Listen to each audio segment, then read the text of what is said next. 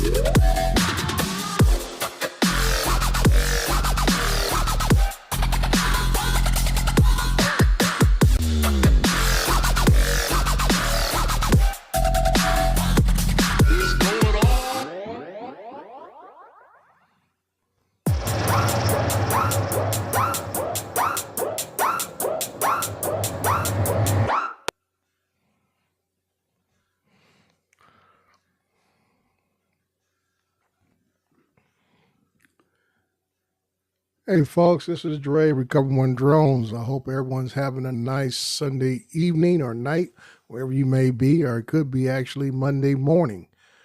But I'm here tonight. We're going to have a good time. We're going to talk about some issues here in the drone community. We're going to wait a little bit, let a few more folks transition from Wedge and Big Show over here. I know he had a little technical hiccup on his show, so I know he's running a little late with his goodbyes. So we'll just continue on here, kill a little time. For those of you who may not know, I did get a chance to go down to San Diego, California earlier this week to participate in the Exponential Expo show down in San Diego, California. It was a outstanding event. First time I've been to one of this size. And like I said before, when I've been on other folks' shows, I encourage you to try to go to one, especially one of this size when it comes to your area. I know the Exponential is a traveling show. I think next year they'll be in Houston, Texas. So folks like Brian should be attending, and a lot of other folks down in the Houston area. Get your tickets early or save up your nickels early so you can buy a ticket to go to the exhibit. Like I say, it can get quite expensive, but just to get a ticket into the exposition part of the show. I think it's about 150. It's about, you can go for as long as 2.5 days of seeing that, and it'll take you at least a day and a half or a really full day of walking all the exhibits that are out there.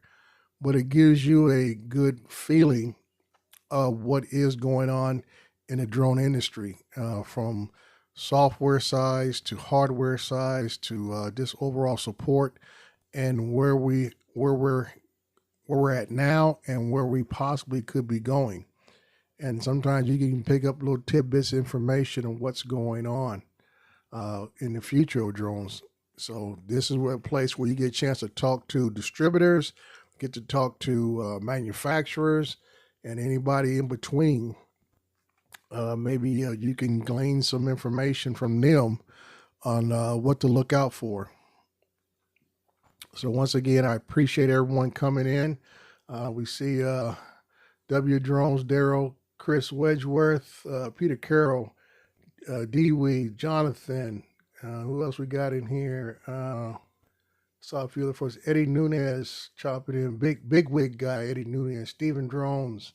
Okay. Appreciate all you folks dropping by. So like always, I'm here to get into it because I don't want to keep you long. I know Uncle Bill's probably going to come up around 7 for his late night hanger talk. So I'm just squeezed in between here, between Wedge and Big and Uncle Bill's show. So I'm going to try to jump right in, get to the details. And this is something that's been concerning me and a few others in the drone community overall. And let me set this up right away, is that no matter what you're flying, either it be FPV, RC planes, helos, GPS camera drones, we all fall under the umbrella of the FAA, like it or not. And that is part of the division that has taken place in the overall UAS community. I know some folks who fly RC planes don't like to be called drones. Us in the GPS camera drones, that's what the name has stuck, and we move on from there. And the FPV community has its own issues itself. So we're going to start off with FPV. And first thing I'm going to say is, I don't know this guy personally, but I watched his video. And it's probably one of the best videos I have heard from an FPV pilot, and he goes way back.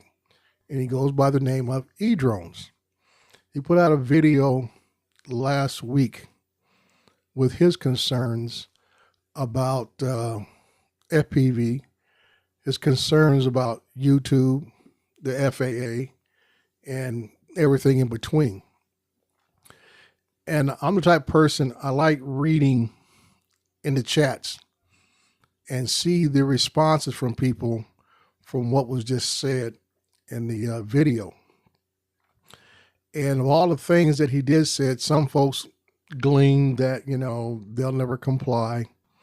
Other folks agree with his sentiment as far as FAA rules and regulations on posting on YouTube and everything else. And then some was just like, they understand. And I fully understand. And the part I took away from his video, and like I said, if you haven't seen it, I encourage you to go watch it. No matter what you fly or whatever else, his video was basically a personal story, personal opinion, and how he was feeling about the hobby overall. So let's get back to it. For FPV, the FPV community as a whole, I'm not being a spokesperson for the FPV community, first off, but the sentiment that I have seen over the years is that FPV is kind of like the biker group of the drone community. They're the rebels that are out there.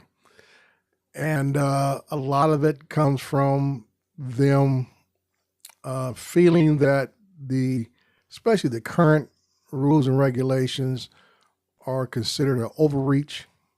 unnecessary, and they feel, a certain segment of that community feels they would never comply. Another segment of that community says, well, I just fly at a certain, altitude, so I don't understand what's all the hoopla about, and so forth. But what we have here in the FPV community is the lack of voice. What has happened in the past, we have had basically businesses, corporations, or whatever you want to call it, who have been the voice for the FPV community.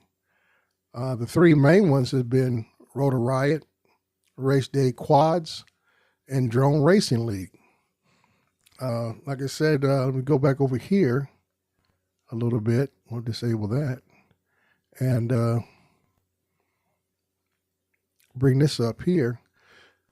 About the lawsuit took place a couple of years ago that was head up by Race Day Quads. I listened to the arguments live that was being broadcast. I can't remember if it was on Facebook or on YouTube or whatever, but I remember listening to the arguments of the lawyers by Race Day Quads concerning Mode ID. And this took place, I want to say, Mode ID came into effect last year in 2023. I think it was back in 2021 when this case was brought before a 3-panel judge system. And I'm not going to get into the details of my opinion, what I felt they should have been looking for.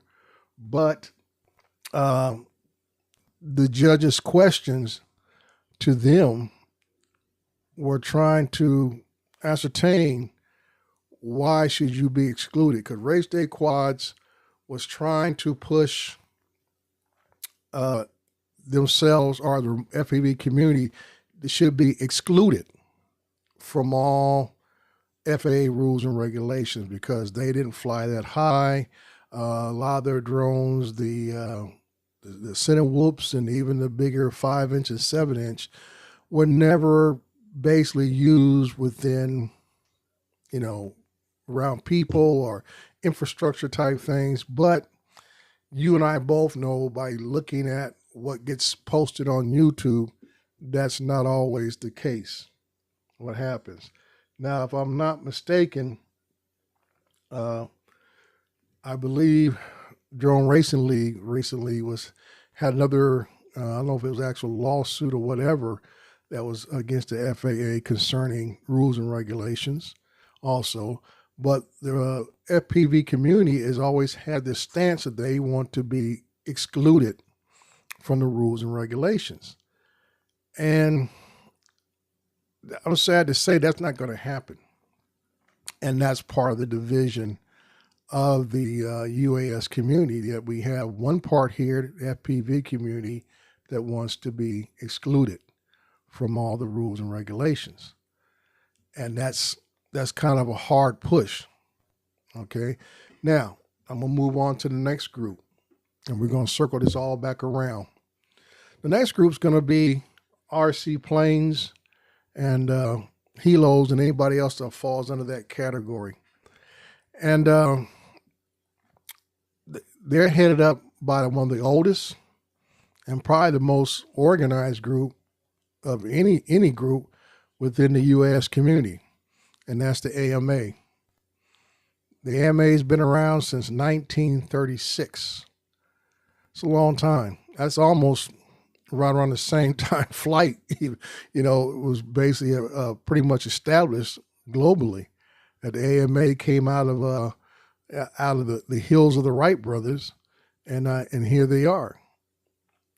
And I think the last count, which my numbers might be a little older, they have a membership of some almost 200,000 members, and that counts almost probably a decade old, but almost 200,000 members across the U.S. as members. And I can say recently the AMA has gone about supporting their members, I guess for the rest of us in the U.S. community, very quietly but very efficiently. If you go to the AMA website, you will see where they give you a template to fill out and request how to get a FRIA in your local area. And that is one of the big things about being a part of the AMA and those type of flyers, that they are very well organized. The members pay dues. So basically they have a established advocate group that speaks on their behalf, that hangs out with legislators and in Congress. And I'm sure they are speaking to people in individual states that are trying to limit or restrict their ability to further the hobby for themselves. People always talk about some of the rules and regulations. Well, I know as far back as 2015 is when fixed wing aircraft, RC planes and so forth, made it mandatory to register under the FAA. That's 2015. Okay, it didn't come to a lot of GPS camera drones to maybe a year or two later, but they started theirs in 2015, and the word went out throughout the membership initially, and that's how they gained compliance so quickly, because they have an organized organization that backs them up. Now let's move over to my field, and most of us in here. We'll say hi to a few folks. I see JSK's came in, Look Mama Drone, and who else I saw come in? Waypoint, New England. Welcome, folks. Thanks for coming in. So let's move on. Lance Cadena, good to see you here. Joe, USA Drone, good to see you. So let's go to GPS and camera drones. All right. We don't have a real established party that represents us. There's one that is out there, and I'm pretty sure most of you have never heard of them, and it's called the Drone Advocacy Alliance. They are supposed to be our wing of our representation to reach out and be our voice, our talking head on behalf of our hobby and commercial activities. It boasts of a very impressive sponsor list. You'll see companies by Adventure, BAMTech, Blue Note, Cloud City Drones, DJI, Drone Deploy, Drone Link, Pilot Institute, Vic Moss's group, DSPA, DSLR Pros, Drone Sense, Drone Plus. But the problem is here is that they're representing companies that are looking to protect their bottom line. And the same thing with the FPV guys. You have Rotor Riot, Race Day Quads, and Drone Racing League primarily looking to protect their bottom line, because they know if there's continued regulation and restrictions on the hobby, or even those of us who fly commercially, it cuts into their sales, because people will not want to participate into the hobby or get into this in commercially if they find there's too many hoops, too many hurdles in the way of trying to gain permission to fly. So this is part of the problem.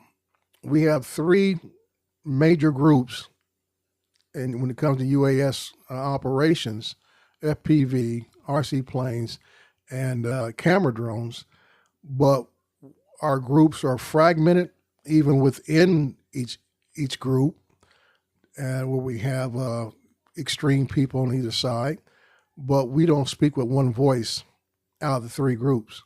Like I said before, FPV has been pushing to not be categorized under the FAA, period. RC planes have gone about their business quietly and trying to, reestablish the amount of FRIAs they have had in the past, so they can continue to operate the fields they once had and even increase it to more fields. And like I say, camera drones, we're kind of being, swinging in the wind. We need to establish, if it is under this Drone Advocacy Alliance, we need to have a membership drive for pilots So they will be speaking on behalf of pilots and not so much speaking on behalf of corporations. Because this is how you get your voice heard to those in power, either it be state legislator or at the federal level. We need to have a united voice that includes all operators under classified on the UAS. Because when we go up there with different little gripes from each group, it's almost like being surrounded by a bunch of little chihuahuas. You know, everybody's trying to nip, nip, nip, nip, nip, but no one's really getting anybody's attention. And that's what's hurting us. And this is because of the fragments of our community is really making us a danger to ourselves. Because the simple fact that we don't have a united voice. Now, you just look at numbers. Now, I can't even guess how many FPV pilots that are out there. But we had, let's just put an easy number on. Let's say there's another 100,000, I just say registered, because we know there's even a lot more people who are not registered out there flying certain type of drones, okay? We'll just throw another 100,000 on that. And you go to camera drones, you know. I would say there's probably more camera drone pilots that are registered, at least registered with the FAA than there's FPV pilots, but we'll just put a solid number of maybe about another 150,000, okay? And you round that up, you know, with AMA people, 200,000, put another 100 for the FPV, that's 300,000, put another 150 right there, that's almost, you know, 450, we'll round it up to 500,000, 500,000 people that we should have a voice, one voice, speaking for all of us under whatever agreed upon conditions that we're trying to seek forth. I mean, like I tell people all the time, rules and regulations are not presented or enforced or even enacted for individual situations. And when I say that, when I hear the comments of people say, well, I live out here in Timbuktu and I don't see no aircraft, don't hear no aircraft. I live on 40 acres in a mule and I don't bother nobody. Well, the rules were not made just for you. It's made for the masses. And that's the way most of our laws are. They're made for the masses of people, not just for each individual situation. So everybody's not going to be totally happy, but we need to come to a consensus of that this is what we can live with. And I say this from the deepest of my heart for the community, especially for the hobbyists and for people like myself, commercial operators, that if we continue to have infighting amongst ourselves, we continue to try to go run and get what satisfies our individual needs with those in power, it's just gonna continue to fragment to where we have nothing because we can't unite. And I remember 6-7 years ago, maybe longer than that, you just join up in a Facebook group and whatever else platform you're on, and the first thing you used to say is, "Oh, no drone policing here." And the groups I would join, I would ask them, I said, if someone's doing something very egregious that could bring harm or be a poor influence on others who are just getting into the hobby, how do we become better? How do we become more professional, is the word I like to use, with everyone who's out here flying? Because I always tell people, if we don't police ourselves, someone else will. And that is what we're looking at today. We have elected people who are policing our hobby, our commercial operations, who for the most part don't know a FPV compared to a RC plane or a camera drone. Couldn't identify it.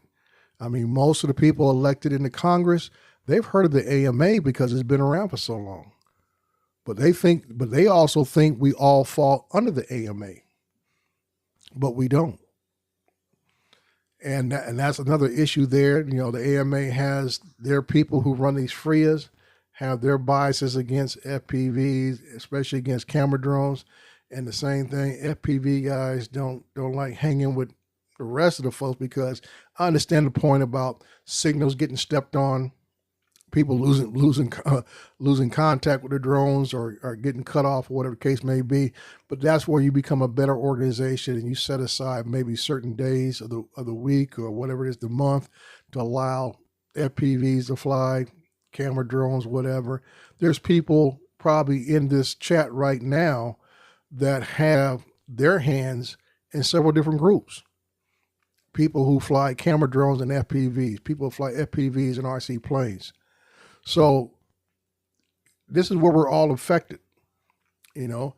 And now with DJI coming out with the second iteration of the Avata, now we have people who are, the Avata is a gateway drone to FPV. So it serves both as a camera drone, but it also gives you, like I said, that gateway view of being FPV.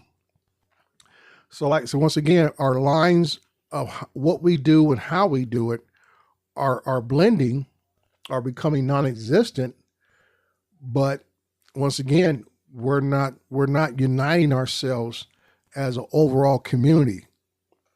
And I say, like I say, when you have something like that, it starts with a implosion internally, and it turns into an explosion externally, because we have no voice, and we're allowing others who do not do what we do, have no knowledge of what we do and how we do it, and they're the ones that are making the regulations. And just to update some folks on that, Congresswoman Stefanik out of New York has pushed another bill to go through, and this new one is pretty much on the same principle as the other one, but now she's trying to entice first responders by saying, hey, we'll give you money to buy drones if they're American-made drones. Because all the other ones are saying, we don't want you buying, especially any Chinese drones, but they were not dangling the carrot out there to say, well, okay, we'll take away your Chinese drones, and and good luck on flying whatever you want to fly. So now they added the carrot with the stick to say that, okay, you stop flying these Chinese drones, and we'll help you go buy American-made drones. And that's always the appeal when you want to get federal dollars for your department, either it be fire or it be police or any other type of first responder type of group. So that is what they're going after now. So like I said, the other CCP, Anti-Chinese Drone Act, that started over a year ago, February 2023, and it's pretty much dead in the water as we speak. But if you pay attention what's happening with the anti-Chinese sentiment that is occurring within both houses, you saw how they slid the TikTok ban through without a whimper. And the president signed it. So that's why I'm saying here that, something could get slipped in with something else that has more importance, and people will vote for it. And next thing you know, we'll be stuck with something that we'll have to live with, that has a very bitter taste, and make it very difficult. Now, I also will explain to people that most of these laws affect government agencies at the federal level, state level, and probably your local municipality. They affect government agencies. So that's always going to be an issue also. So it does not really translate to us as end users, consumer levels, or even like myself, a commercial operator right away. But if things like the FCC ruling that could potentially come out that limits the use of Chinese-made drones from using FCC signals, that will affect us all. So that's always another angle that can hinder us from conducting the operations that we do. So that's the biggest thing I want to talk about tonight. Like I tell you guys, I don't stay on long. I was going to have Randall Warnass on tonight, but he wasn't able to link up with me. And I think some of the questions I was going to ask him, I don't think he was ready to answer those questions, because I know the drone just came out, and like I said, the specs look good, but I was going to address some of the issues on software, uh, compatibility with third-party software, some other things. And as more things have came out in the last week, they don't even have their own mapping software ready to go yet. Won't be out until around June or July. So it may be another time when I can get Randall on and we can have I call nuts and bolts conversation about the Raptor drone series that he has out. It looks good on paper for the specs, but you and I both know we are concerned about things like how much storage is in the controller. Will it work with third-party software that we may want to use? All these little goodies, tidbits that makes me decide, is that the right drone for me to buy? So like Daryl was saying, no SDK for now. I know it's been touted as having no geofencing, which is great, but like I said, what's going to make me shell out money out of my pocket is it going to be able to have Drone Deploy installed on it? Will it have to be Pix4D installed on it? Will it have to be able to put USGS on it? Ezra software, which I talked to them at the show, they're supposed to be, hooking me up with a trial with their mapping software. So these are, I call the nuts and bolts thing. Just like we go out and buy a car, we all know a car, either you're going to buy electric, hybrid, gas. That's a given. It's got a motor. That's a given. But it's always the little things that we look for that's going to make it the car that I need, personalized for me, for my needs. So like I said, it's kind of like got to wait till things get smoothed out, wait for all the bed bugs get worked out and everything else. Good to see you there, Dan. Am I on auto-tune? I don't know. I think my mixer board is tripping out. So I have to work on that. But like I said, this is one of the problems we have in the community, and we got to come together as the three small subgroups under the FAA, FPV, RC planes, and camera drones. We got to come to a consensus so we can speak with one voice, or we're going to have no voice at all. And like I said, we just can't continue to run the way we are running, because it makes us look disorganized. It makes us look like we have no real future. Like I said, when chaos runs the show, then like I say, people don't want to play with you. All they're going to see is a bunch of nonsense and a bunch of chaos running around. They don't want to waste their time with you. So once again, this is Dre, Recover One Drones. Hey, I'm not going to keep you long, and I hope everybody continues to have a blessed day. We got Monday coming up. If it ain't already Monday where you're at, I just want you to make sure you keep things right, fly right, and enjoy yourself. Talk to you later. Bye-bye.